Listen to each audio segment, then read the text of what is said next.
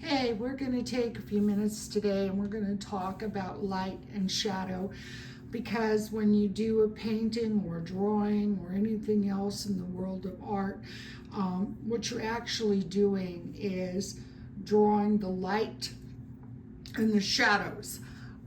So I've turned off all the overhead lights and I have a little clip light, and I'm going to demonstrate to you what I'm talking about.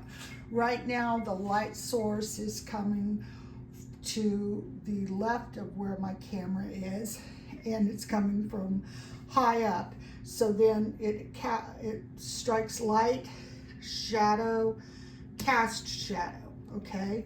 And if this was a dark surface or a light surface, it doesn't matter.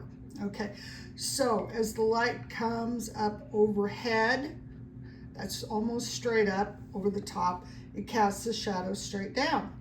And as the light comes over here and further, the cast shadow gets longer and longer and wider. Now, the only time you probably ever see lighting that comes from up into something is, say, for Halloween. It's a real creepy effect because it's not the way we normally see the world.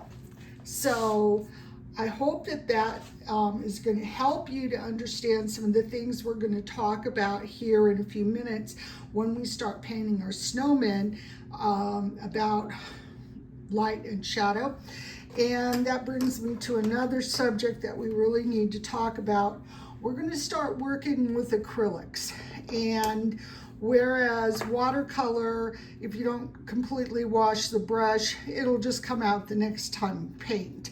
However, once you start working with acrylics, if you don't properly wash your brush, instead of being like this and soft and supple, you're going to have a completely ruined brush. This brush is glued together, solid. Could be an art piece all on its own, because this is never going to recover. All right, so use a gentle soap or use this brush cleaner that you can get at arts and crafts stores. And it's a nice gentle cleaner. Always clean your brushes while they're still wet.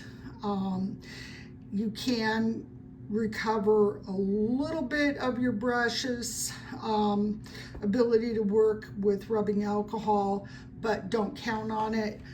Don't take that chance. And honestly, if it gets to this point where it's this solid, it's a write-off.